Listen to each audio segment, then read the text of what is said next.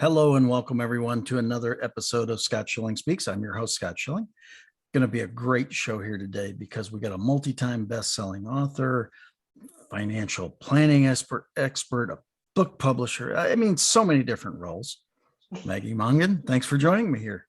Okay, I want to correct that. Financial planner's not in my background, but I get why you could think that. That's okay though. But I'm glad to be here. No, that's okay. That's cool. I just don't want people to reach out to me for that because that's not my expertise. Well, okay, my apologies. Sorry. So we have this amazing book, Brilliant Breakthroughs, Volume 5. In fact, an entire series. What's it all about? Oh my gosh. Great question. Thank you. It's really simple. I'm a master business coach, and back at the beginning of the century, doesn't that sound like a long time ago? I was an executive coach as well as I was coaching for small businesses. And when 2008 bottomed out, I shifted all my focus over to small business exclusively because they were the ones that could make things happen. And that still is the case today, right? Absolutely. So what happened was I started noticing there were these huge gaps in the marketplace. Small business was not being served. They were an underserved marketplace. And it was really sad to me because I had seen for years how there were really good people that had this passion to serve and create a solution. And yet they didn't know how to build a business. The other part of that, Scott, that's one half of the equation. The other half of the equation was I knew a lot of experts, but they were so busy focusing on serving and honing in their expertise that they weren't marketing. So we had these two groups that were looking for each other and they weren't connecting. And I'm like, I think I have an idea. Yet it took me years to figure out what was the best way to connect them. And when 2008 happened, it became really obvious. I could not wait any longer. So I started exploring, and just like we're told, do the research, ask the questions, find out what your marketplace wants. And I did. And I didn't think it was going to be a book. I didn't want it to be a book, actually. This is the funny thing, isn't it? Yeah, it's the way it always works. And lo and behold, everything came back and said, book, book, book. Why? Because they sit on a shelf and they have a shelf life that is essentially endless. So I'm like, okay, fine. It's a book. Now what? Well, it seems now like it's 5 books. It's not a book anymore. It's a book series with an accumulation of some amazing experts that are sharing their tips, techniques, strategies, the things that can serve small business. And I agree with you. Small business is the lifeblood of our country, certainly. Quite frankly, I think the lifeblood of every country. Yeah. So tremendously important market sector. So as you gathered this group of experts, were there specific areas of expertise that you were looking for, or just those that could serve the greater good? Well, that's an interesting question. And the answer is, I need to add one more sentence before I go there. The intention was one book. It was not a series. The series came after the high demand from the first book. So what I did, for about 10 years, I was an executive recruiter. So I knew how to vet people. And what I did was I started talking to people, started working my network, asking for referrals, just like recruiters do, to find the best experts out there serving small business, because corporate is different. And it requires a different type of expertise than what I knew was needed. Sure. I kept working for that. And what I did was I had developed a proprietary framework for my business that I call the 4 performance pillars for small business success. And actually, the secret is that's the subtitle of our book series. Very nice. fresh perspectives on profitability, people, productivity, and finding peace in your business. So I'm like, why not use that for the framework for the book? And I very specifically looked for experts that would be able to fulfill fresh perspectives in each one of those 4 performance pillars. And the other thing that was essential, Scott, and you know this, and I think everybody's starting to realize this, especially after COVID, is they had to be able to collaborate. Yeah. I talked to plenty of experts that were, like me, myself, and I, and they never knew why I was talking to them. They didn't know that I was considering inviting them to the book series. Yeah, I think it's interesting. I was on a call actually earlier today with an organization that I'm consulting to, and we're talking about that there are specific groups that are working so hard on what they're working on. And while they would love to collaborate, there's nobody being the go-between to start the collaboration. And that's really what this organization is about. So I totally get that fact that people don't always look. They're so focused in on their own business that they miss the opportunity to grow that business and others and serve more people by collaborating. So great. A great concept behind the entire book and the book series. So specifically, you talk about the success starting with intentional self-leadership. What's that all about? Oh, well, volume 5, right? And I just told you I have 4 performance pillars. So in volume 1 through 4, I wrote a chapter in each performance pillar. Like, if I could leave one message on that performance pillar, what would it be? So I did that. So when we got to volume 5, which this is our final volume, I could write about anything. And I'm like, oh, what do I want to write about? And it became so clear to me that it was for the business leader themselves. And it's about leadership, because we all have leadership going outward, but we don't have it coming inward. So my whole focus of this chapter was that if we intentionally start with self-leadership, we become better leaders, period. And, Right. and that's where the success is. And all the research, lo and behold, this self-leadership thing is a real thing. They teach it in colleges. There's textbooks. I did not know this. I've been talking about it for a long time. So self-leadership to me is like, if we can really dial in on who we are and understand our vision and our mission, and continue to focus on showing up in an excellent fashion every day as often as we can, we all win. We all win. Yeah, absolutely.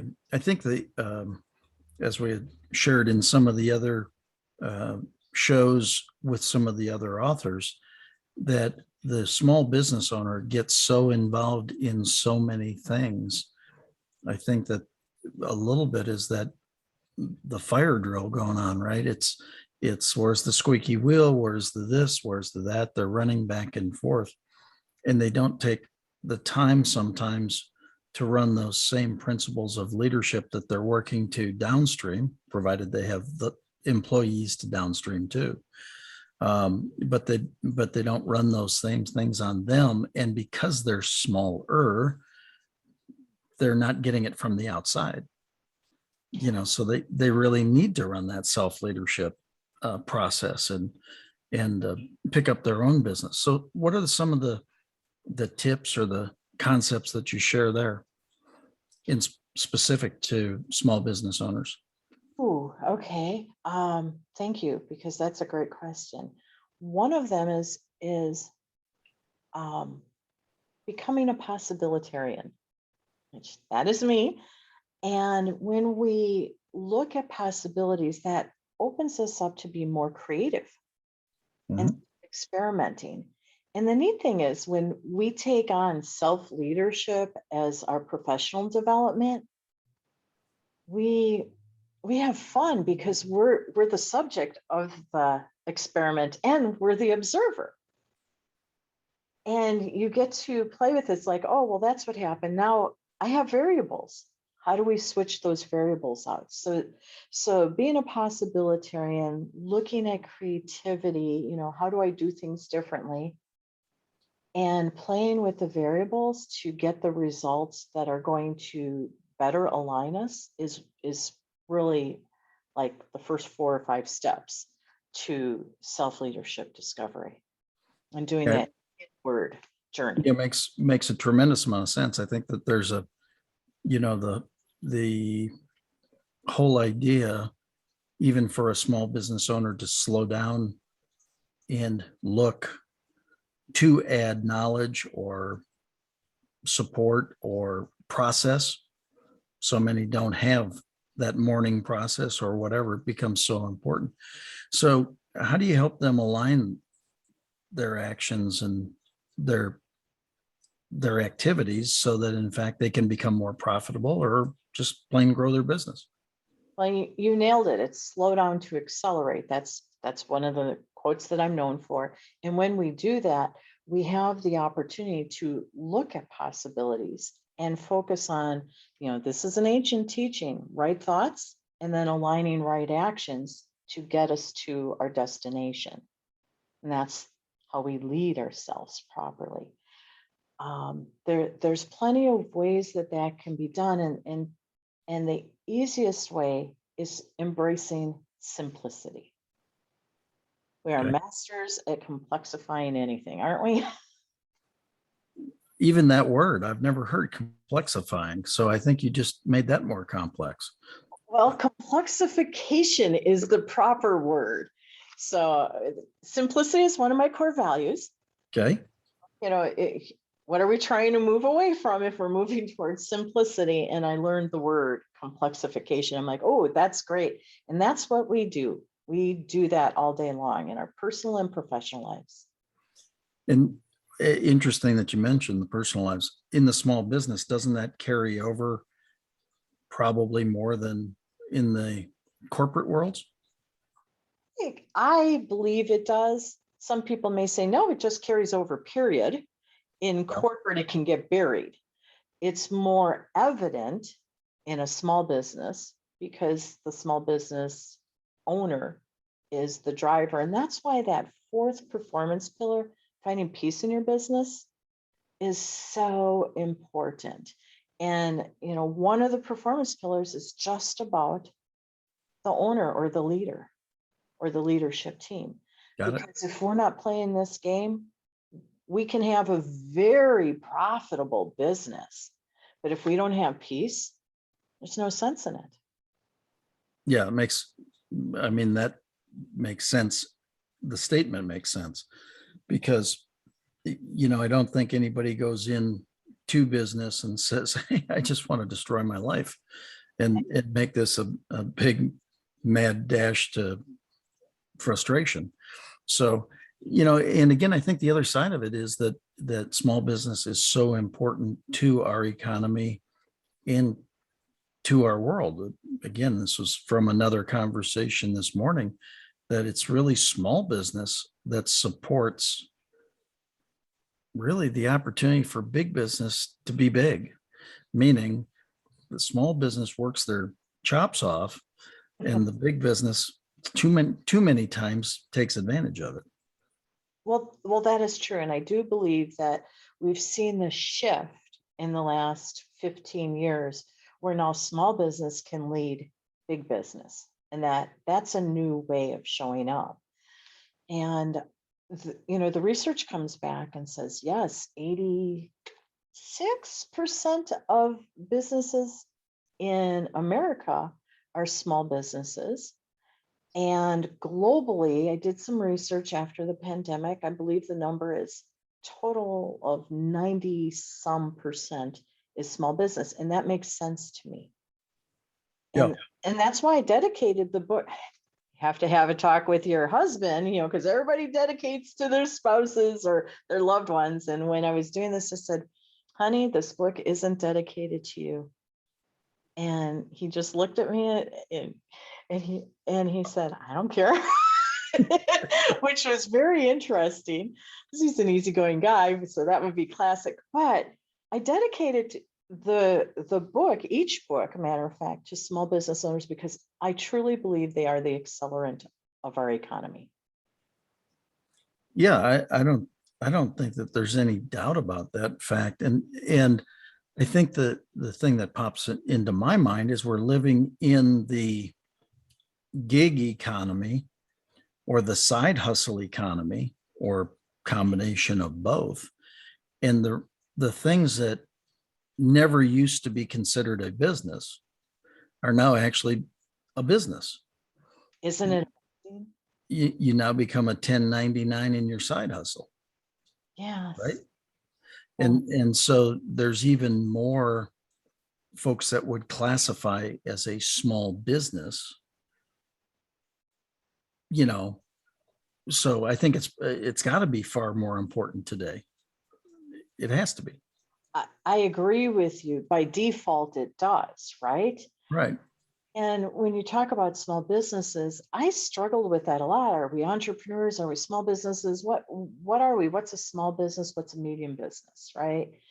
And in order to find the appropriate title for the book, I had to do the research. And I'm like, okay, everything is perception, but there is one organization in our country that has a definition, and that's the Small Business Administration. And they say small business, this is a crazy definition, doesn't have anything to do with money. It has to do with how many employees you have. And a small business is one employee to 499 employees. Really?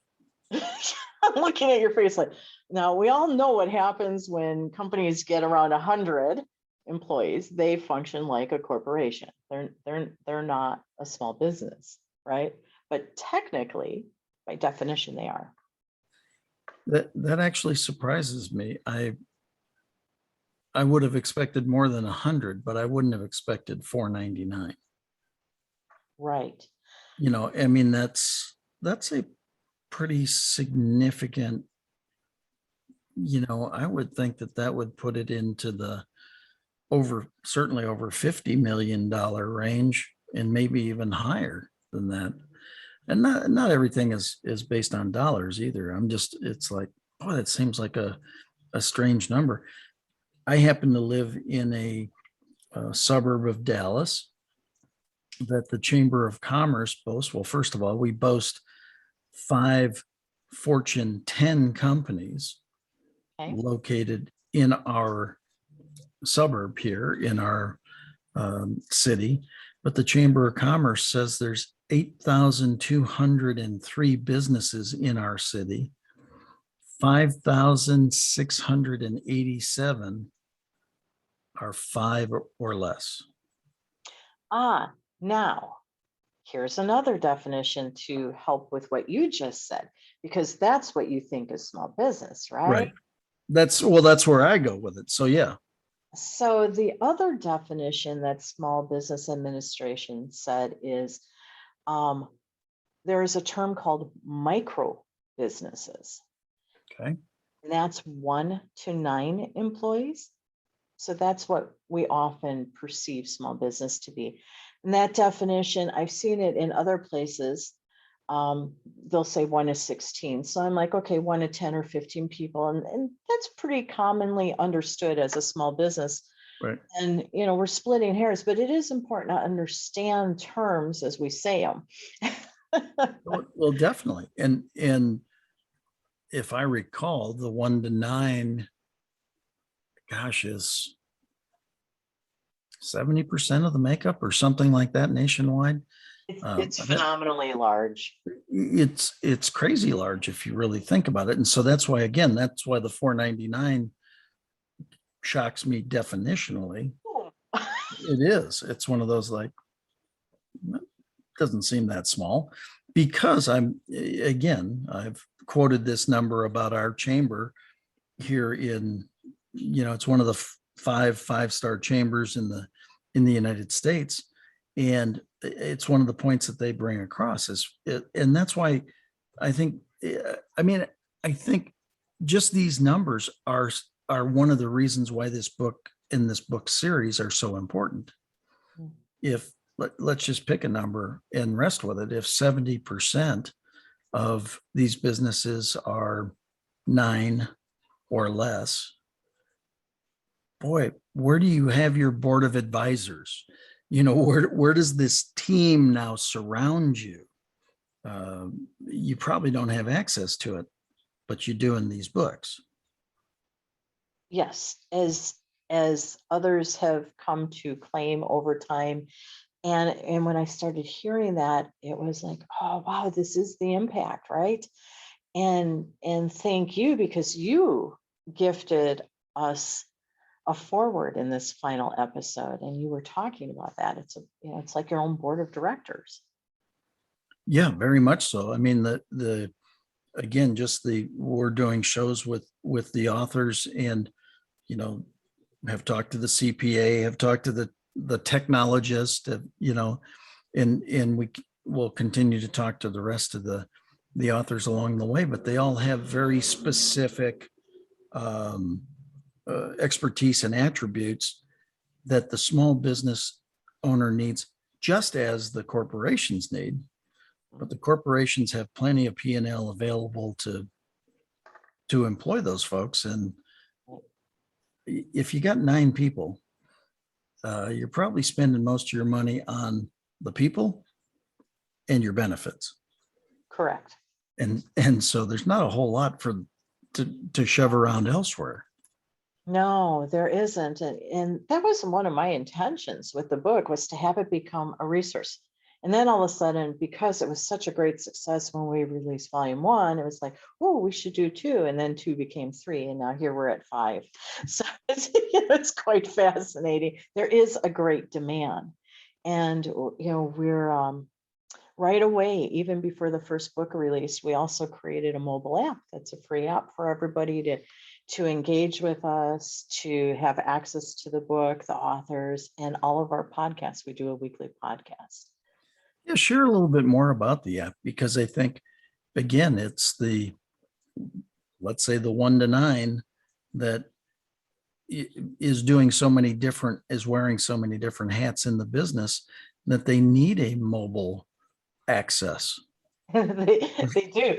You're right. And I will share with you, one of our authors knew a woman, and she happened to be here in Wisconsin, and she was leaving her corporate position. She was resigning. So what she was doing was listening to all of our podcasts. And at that point, I think we were around 150. And while she was doing her work every day, she had one bud in, and she was listening to us. And she said she knew a great deal more about how to do business, because she had no idea. She was corporate. And she said, and I felt like I had new friends that I could just reach out to and ask a question, which on our app, we have a feature called Ask an Expert, and it's all our authors. You just pick whomever the topic is, that expert, and you can type in your question, they'll respond back to you. So it was really, really cool. And she's like, I don't know if I could have done this so confidently and made the transition. And now she just is blowing it out of the water. So it's exciting to see that. But the app really is designed to be in your hand right when you need it, and to be there as a guide, as an inspiration. We have over 200 podcast episodes on there. Nice. And in the very beginning ones, I talk a lot about the 4 performance pillars to help everybody understand how that plays out. It's not theory, it's application of that, and how we bring all that to life, and we make it very practical and tactical.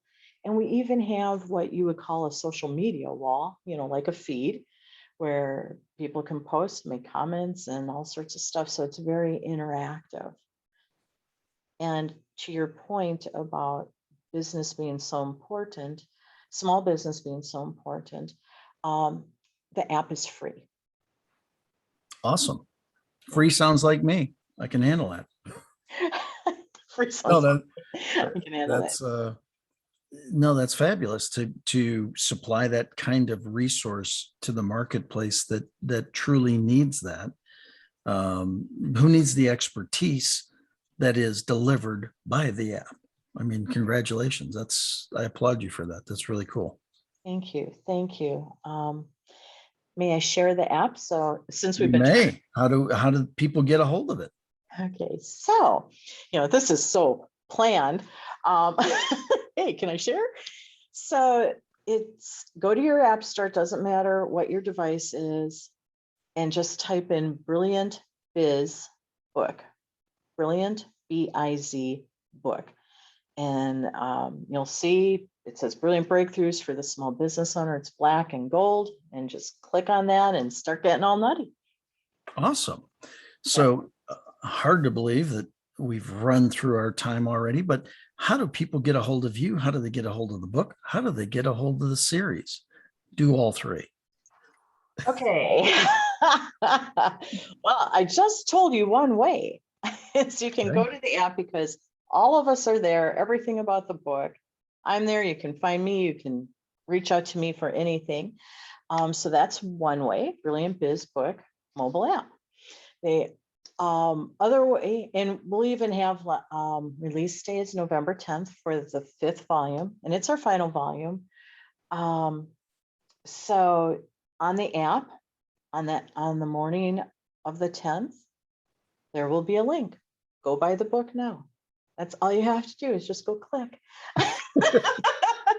Seems pretty easy.